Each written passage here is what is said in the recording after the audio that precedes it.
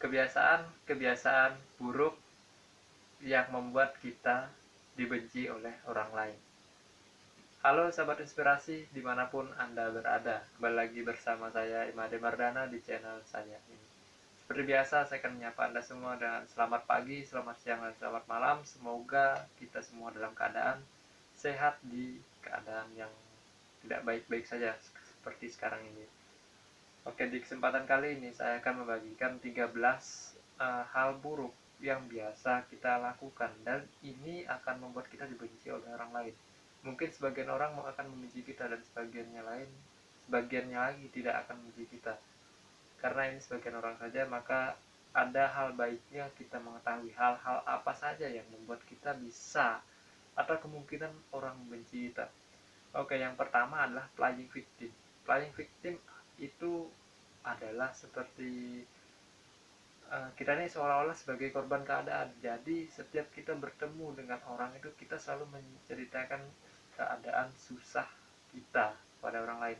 Mungkin 1 atau 2 kali kita bercerita, orang masih mau mendengarkan. Tetapi ketika kita setiap kali bertemu, kita bercerita tentang kehidupan kita yang susah, selalu apa ya, pokoknya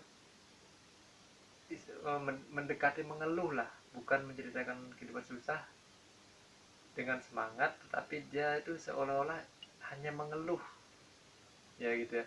Jadi orang yang mendengarkan ini yang pertama, kedua mungkin nggak apa-apa, tapi setiap ketemu orang ini selalu menyampaikan berita keluhan.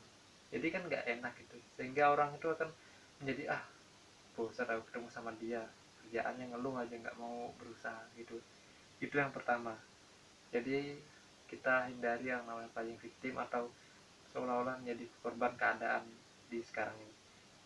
Yang kedua adalah merendah meninggikan mutu. Maksudnya apa ini merendah meninggikan mutu? Ya, ini merendah meninggikan mutu itu maksudnya begini. Kita seolah-olah merendah, tetapi di balik itu kita seperti menyombongkan diri. Sebagai contoh seperti ini.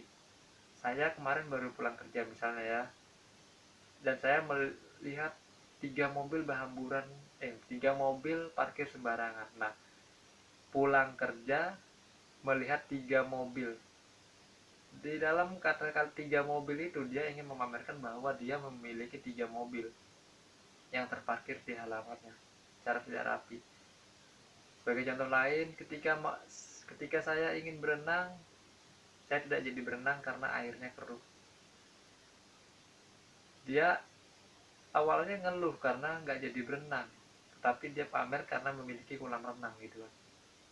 Ya, sebagian orang mungkin menganggapnya biasa-biasa saja, tapi ada sebagian orang lagi yang menganggap, oh ini dia pamer nih, mentang-mentang punya kolam renang kan gitu. Jadi ya mungkin sekali 2 kali masih bisa, tetapi kalau tiap hari Anda begini mungkin, tapi kalau sama teman akrab nggak bakal ada hal-hal yang begini. Tapi usahakan hindari ini. Selanjut yang ketiga adalah pemurung dan meratapi kesedihan. Jadi setiap kali ketemu dia pasti murung aja mukanya, selalu meratapi kesedihan gitu. Jadi kan nggak enak dipandang gitu kan. Yang keempat adalah selalu minta validasi orang lain atau minta persetujuan orang lain. Mungkin 1 kali 2 kali seperti yang di atas tadi nggak apa-apa, nggak ada masalah gitu ya. Misalnya untuk hal-hal yang besar, mengambil keputusan di dalam perusahaan, minta validasi atau minta keputusan dari orang lain, itu nggak masalah. Tetapi kalau misalnya hal-hal sepele, hal-hal yang gimana ya, hal-hal kecil, misalnya memilih warna baju, meminta pendapat orang lain, mungkin sebagian orang ada yang senang, tapi sebagian lagi ada yang, masa milih warna baju aja, masa aku harus nentuin juga sih gitu. Terus memilih warna makanan ini sepele sekali kan gitu. Ya sebisa mungkin kita kurangi lah yang seperti itu, supaya kita nggak dibenci orang. Memang sih nggak semua orang membenci kita, tapi ada saja orang-orang yang membenci kita karena hal-hal yang seperti ini. Lanjut yang kelima adalah Aduh, yang ini kebanyakan posting di sosial media. Mungkin yang ini saya juga merasakan. Ini saya juga suka posting ya sebenarnya di sosial media, di akun Instagram saya sendiri ya. Follow yang ada Instagram @imadi_mardana_madi. Jadi di sana saya akan follow guys. Promosi guys. Jadi di situ saya juga suka banyak banget ngunggah-ngunggah postingan ya.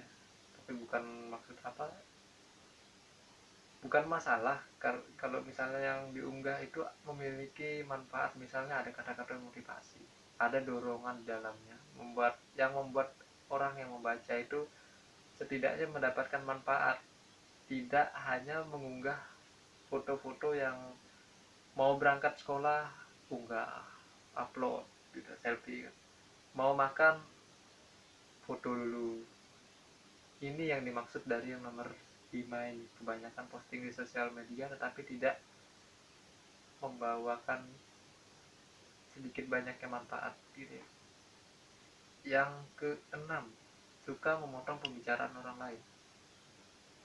Ini bukan, ya ini sebenarnya pasti Anda dibenci orang. Makanya kalau Anda ingin dibenci orang, perbanyaklah memotong pembicaraan orang. Jangan ditiru ya. Jadi sebisa mungkin hindarilah memotong pembicaraan orang lain. Meskipun Anda sudah tahu atau sudah pernah mendengar apa yang dibicarakan orang itu, sebisa mungkin selesaikan orang itu berbicara, lalu Anda mulai berbicara setelah mendapatkan izin berbicara. Walaupun itu yang disampaikan ya kadang-kadang ngeselin juga. Pasti kalau di dalam keadaan ngeselin orang ini ya, kadang kita ingin memotong gitu kan supaya dia berhenti. Tapi ini ya kalau menurut saya tergantung keadaan ya. Udah itu aja. Yang ketujuh adalah tidak mengembalikan sesuatu yang dipinjam. Siapa sih yang nggak kesel kita minjam terus nggak dikembaliin. Saya sih sebenarnya pernah menjadi pelaku dan pernah menjadi korban. Jadi pernah merasakan keadaan menjadi pelaku dan menjadi korban. Ketika menjadi pelaku, saya merasa biasa-biasa aja gitu, nggak berdosa. Tetapi ketika saya menjadi korban, saya merasakan sakitnya men. Ketika orang yang meminjam itu seolah-olah tidak merasa berdosa. Ya sebisa mungkin kalian harus mengerti keadaannya, bagaimana jika kalian yang berada di posisi ya barangnya yang dipinjam lalu Anda tidak mengembalikan. Sakit men. Makanya lanjut yang ke-8, emosi yang meledak-ledak. Hal yang membuat kita dibenci orang kadang-kadang itu kita emosi dan tidak bisa mengendalikan emosi kita, sehingga kita kadang-kadang bisa membatin barang, bisa teriak-teriak, dan mereka pun akan takut kalau itu terjadi kepada mereka. Ya bagaimana tidak, meskipun Anda tidak sedang marah dengan teman di sebelah Anda, tapi teman di sebelah Anda itu akan takut. Bagaimana jika Anda marah kepada orang di teman sebelah Anda itu? Pasti gaya marahnya juga kurang lebih dengan Anda teriak-teriak dan banting barang itu karena sudah kebiasaan. Jadi kendalikan emosimu sebelum Anda dibenci orang dan emosi yang mengendalikanmu. Yang ke-9 adalah sering membatalkan janji. Siapa sih yang nggak benci dengan orang yang sering membatalkan janji? Lagi-lagi saya di sini juga menjadi pelaku. Karena saya pernah melakukan apa ya? Membuat janji gitu kan. Kita ketemu di sini jam 3 ya, tapi nyatanya saya nggak datang. Dan akhirnya saya pun kena marah besoknya. Yang ke-9, yang ke-10 adalah biang gosip. Jadi sebagai sumber gosip ya. Selain ini menimbulkan dampak negatif kepada orang yang kita gosipkan, ini juga menimbulkan dampak negatif kepada kita. Dampak negatif kepada orang yang digosip adalah orang yang digosip itu dapat tertekan ya jika terus kita bicarakan, terus kita omongin, terus kita jelek-jelekan, atau kita membicarakan hal-hal dia yang bersifat pribadi misalnya yang kita ketahui. Itu dampak negatif bagi orang yang kita bicarakan atau kita gosipkan. dampak bagi kita adalah kita akan menjadi omongan orang juga, karena kita menjadi bahan biang gosip. Misalnya orang itu akan terlihat baik di depan kita, tapi di belakangnya akan membicarakan kita juga. Ujung-ujungnya yang namanya karma itu pasti berlaku. Efek domino ya. Apa yang kita lakukan pasti akan kembali kepada kita. Yang ke-11, apa ini? Oh, yang ke-11 adalah terlalu serius. Ya, ini gimana ya? Terlalu serius dalam menghadapi sesuatu. Serius itu ya penting, tetapi jangan terlalu serius, karena ini akan membuat orang-orang itu membenci Anda. Karena Anda akan dianggap orang-orang itu, jika terlalu serius di suatu keadaan, maka Anda akan dianggap sebagai orang yang tidak bisa diajak bersenang-senang. Ya contohnya saya pernah dianggap seperti itu, tapi ya saya menanggapinya biasa-biasa aja, karena saya emang agak susah diajak senang-senang. Ya mohon maaf gitu ya. Yang ke-12 adalah terlalu terbuka di awal. Ini maksudnya ketika baru kenal seseorang, seseorang itu mau apa ya, menceritakan hal-hal pribadinya. Maksudnya terlalu cepat untuk menceritakan hal-hal pribadi kepada orang yang baru kita kenal. Ini hanya sedikit ya orangnya, tapi ada. Yang ke-13 atau yang terakhir adalah berpikir tertutup. Tertutup. Ini T saya kelihatan ini. Berpikir tertutup kadang-kadang membuat kita susah menerima pendapat dari orang lain, sehingga kita ini akan menjadi orang yang keras kepala, karena orang yang berpikiran tertutup akan mempertahankan pendapatnya, bahkan ketika pendapatnya tidak ada yang mendengarkan, dia pasti akan tetap ngotot. Namanya aja pikiran tertutup kan. Oke sahabat inspirasi, jadi itu 13 hal yang bisa membuat kita dibenci oleh orang lain, atau 13 kebiasaan buruk yang membuat kita akan dibenci oleh orang lain. Saya bacakan lagi dari awal.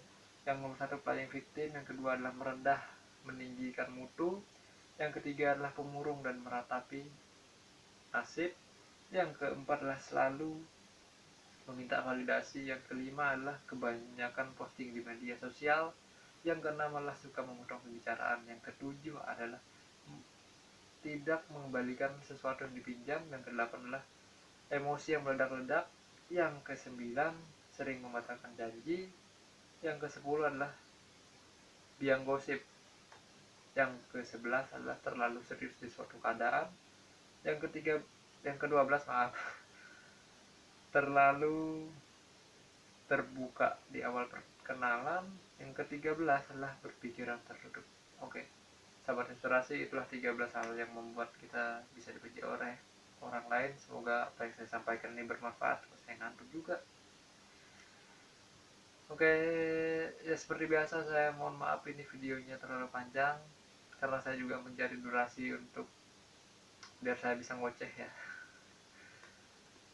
Mungkin sampai sini aja video kali ini, dan terima kasih untuk Anda yang selalu mensupport channel ini, meskipun unggahannya ya kadang-kadang gaji, kadang-kadang untuk pelatihan saya bicara. Saya ucapkan terima kasih lagi untuk Anda yang masih mendukung channel ini ya. Sampai jumpa di video berikutnya. Selamat pagi, selamat siang, dan selamat malam. Salam inspirasi.